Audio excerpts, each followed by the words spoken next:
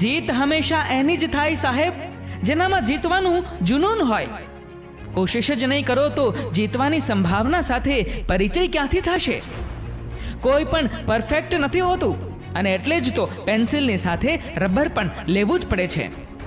તમારે સફળતા મેળવવી છે તો બીજા કરતાં વધારે જાણો, બીજા કરતાં વધારે કામ કરો અને બીજા કરતાં ઓછી આશા રાખો. જીવનમાં એટલો સંઘર્ષ તો કરી જ લેવો કે આપણા બાળકનો આત્મવિશ્વાસ વધારવા માટે બીજાના દાખલા ન દેવા પડે. સક્સેસ કિસ્મતમાં નહીં પણ મહેનતમાં હોય છે. એક અજીબ ગણિત છે. ધારો કે કોઈક વસ્તુની ઓરિજિનલ કિંમત 1000 રૂપિયા છે. કોઈકે સેલ મૂક્યો અને આ સેલમાં તેની કિંમત 800 રૂપિયા છે અને તમે એ વસ્તુ ખરીદી.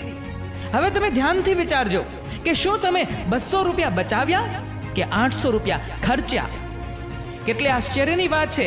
લોકો જિંદગી વધારવા માંગે છે પણ સુધારવા નથી માંગતા. હું જે કંઈ બોલું તેની માટે હું જવાબદાર છું, પણ તમે જે સમજો છો તેના માટે નહીં.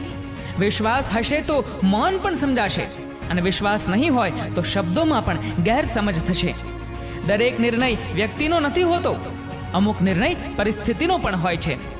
ચાલવાથી શરીર સુધરે અને ચલાવી લેવાથી સંબંધ. જે માણસ પોતાનો સ્વભાવ પરિસ્થિતિને અનુકૂળ બનાવી શકે તે માણસ આ જિંદગીના મંચ પરનો સૌથી બેસ્ટ કલાકાર છે. લક્ષ્ય સાચું હોવું જોઈએ, કેમ કે ઉદય પણ રાત દિવસ કામ કરે છે પરંતુ તે નિર્માણ નહીં વિનાશ કરે છે.